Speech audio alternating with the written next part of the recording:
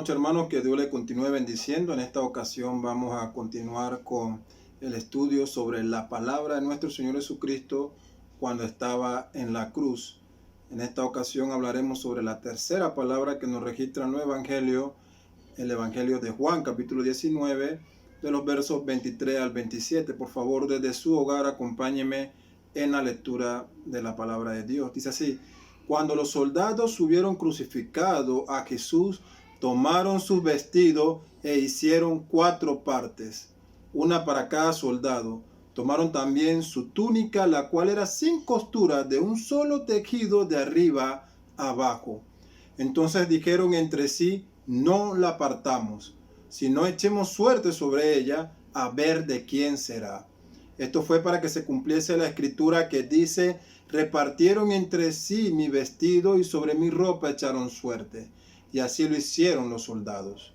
Estaban junto a la cruz de Jesús su madre y la hermana de su madre, María, mujer de Cleofas, y María Magdalena. Cuando vio Jesús a su madre y al discípulo a quien él amaba, que estaba presente, dijo a su madre: mujer, he ahí tu hijo. Después dijo al discípulo: he ahí tu madre. Y desde aquella hora el discípulo la acogió en su casa. Hasta aquí la lectura de la palabra de Dios. Quiero empezar en este estudio haciendo un repaso sobre estos personajes que nos describe Juan. Él empieza hablándonos acerca de la madre de nuestro Señor Jesucristo.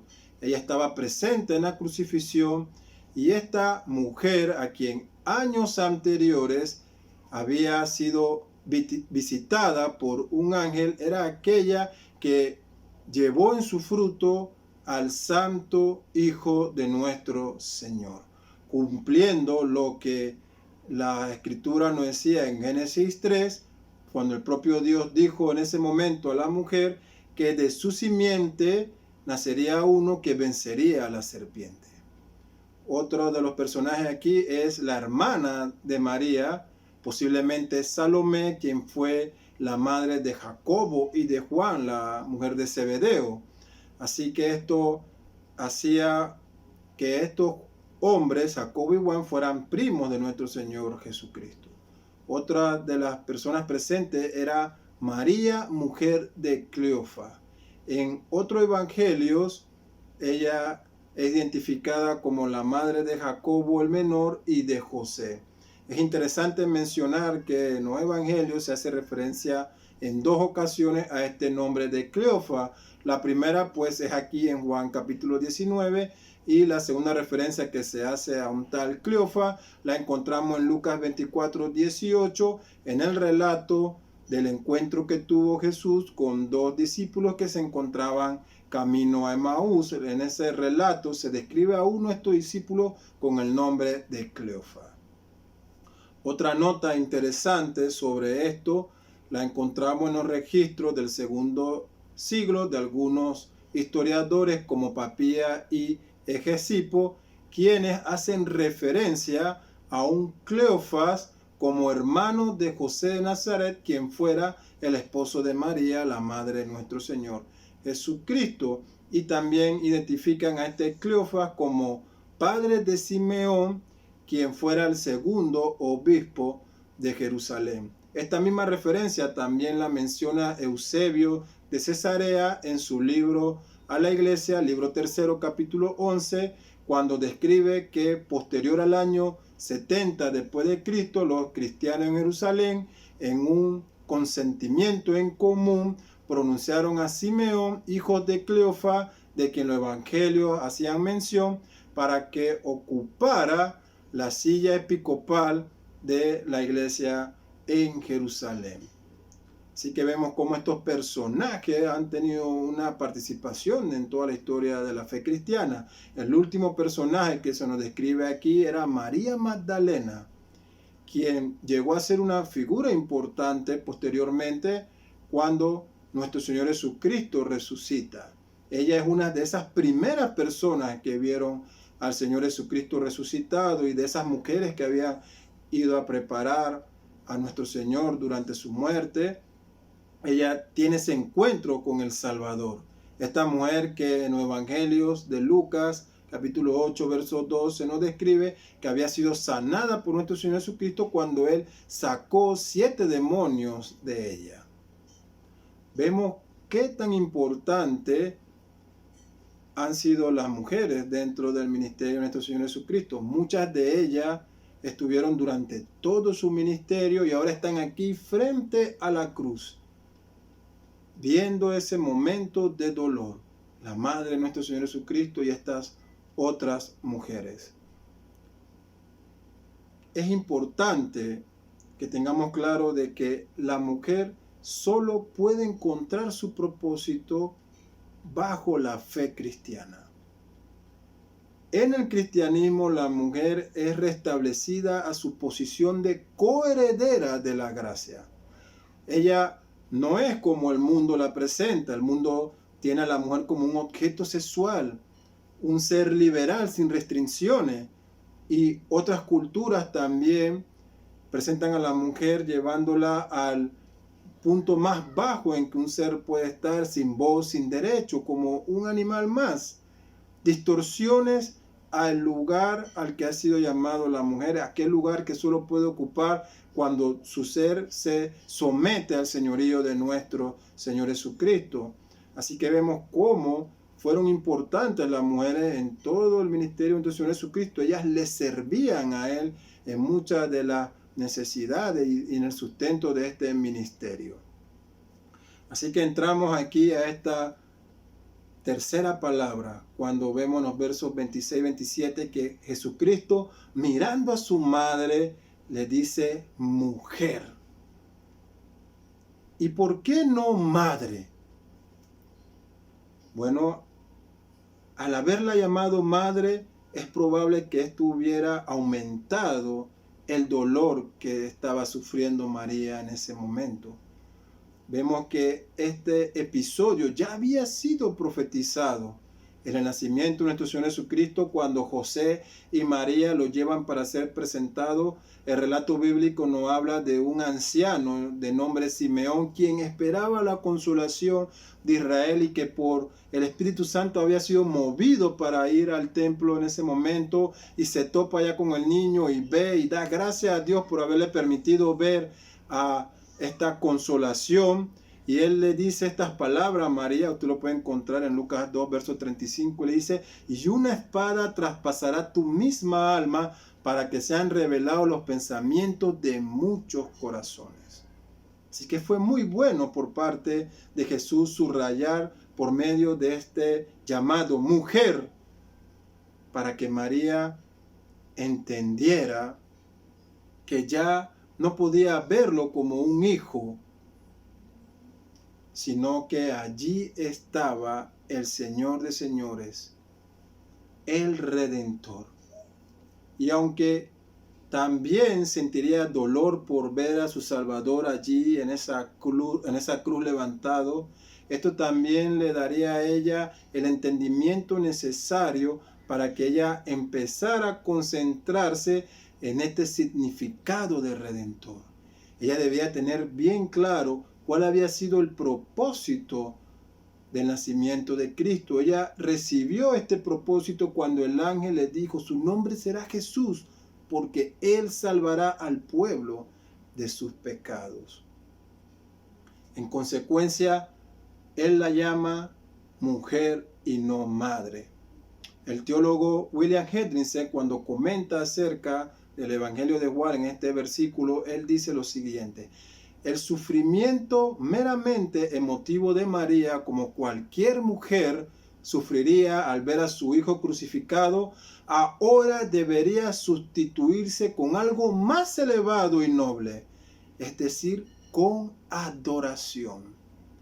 María necesitó un redentor, de la misma manera en que todo hombre y toda mujer necesita a un Salvador.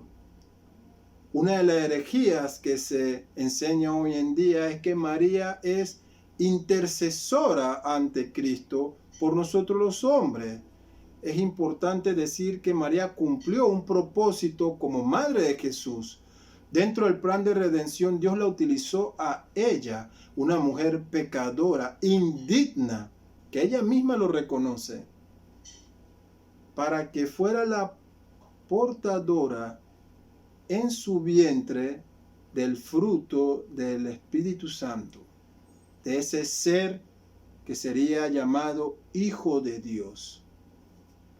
Así que también en cumplimiento a la profecía de Génesis 3, esa simiente que nació de la mujer, esa simiente que nació de María, era aquel individuo que vencería a la serpiente como ocurrió en la cruz. Así que le debemos a María admiración de la misma manera en que se la debemos a muchos otros hombres y mujeres que sirvieron a nuestro Señor Jesucristo y han obedecido a Dios, de los cuales las Escrituras no hablan. Pero en ningún momento María puede ser elevada a un lugar igual que Cristo o superior a Cristo, porque ella es una mujer que fue salvada por gracia, porque por sus obras nunca pudo obtener salvación. Así que al Cristo decir, mujer, he ahí a tu hijo, ahora está confiando el cuidado de su madre a aquel amigo, aquel discípulo a quien él amaba, a Juan. Y viene a nuestra mente una pregunta obligatoria, una pregunta que podemos deducir del relato bíblico. ¿Por qué Jesús no confió el cuidado de su madre a alguno de sus hermanos? Las Escrituras de por sí nos hablan de que Cristo tenía otros hermanos. La respuesta probable a esto es que ellos aún no habían creído en la obra y en el ministerio del Señor Jesucristo. Las Escrituras nos muestran que ellos fueron incrédulos en muchas ocasiones. Si eres tú el Cristo, ve y muéstrate sin estar cubierto, le dijeron en alguna ocasión. Así que vemos que él confía esto a aquel que le amaba, a su amigo y discípulo, a Juan. ¿Quién podría ser mejor para llevar esta responsabilidad de cuidar a la madre de nuestro Señor Jesucristo que este hombre, Juan? Así que él mira ahora a Juan y dice, he ahí tu madre. La Escritura nos muestra que Juan entendió inmediatamente esta necesidad y dice la Escritura que él desde ese momento la acogió en su casa.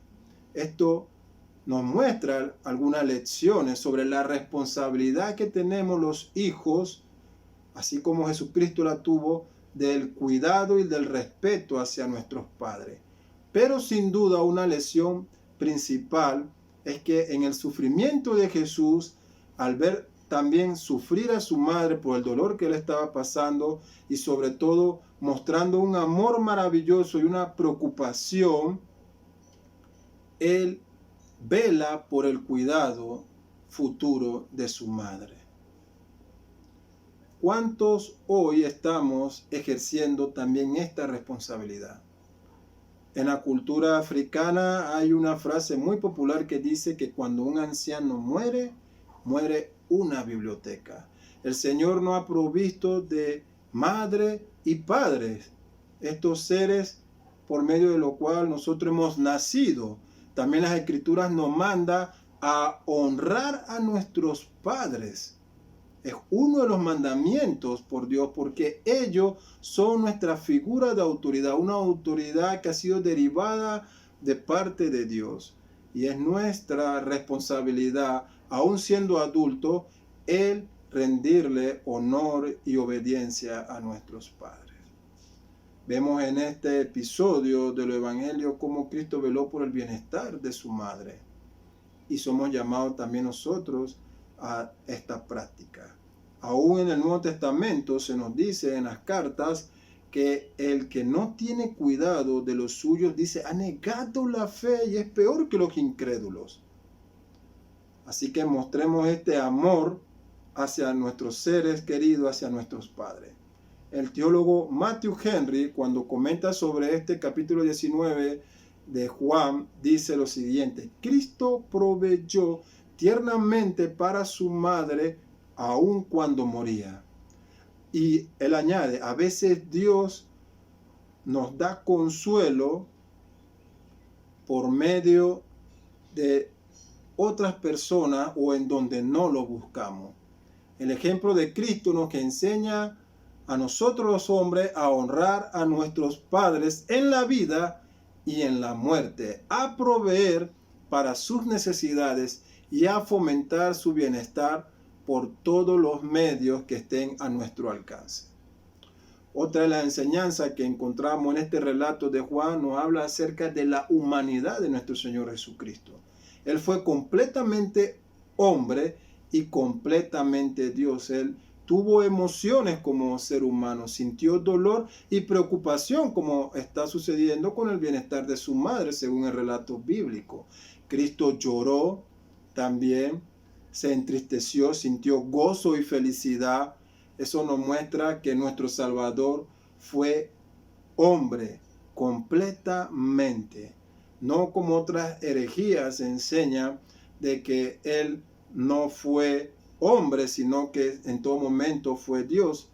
La Escritura nos muestra que Él fue completamente Dios y completamente hombre. Era necesario que un ser humano padeciera para poder que fuéramos perdonados. Y este ser humano debería ser perfecto.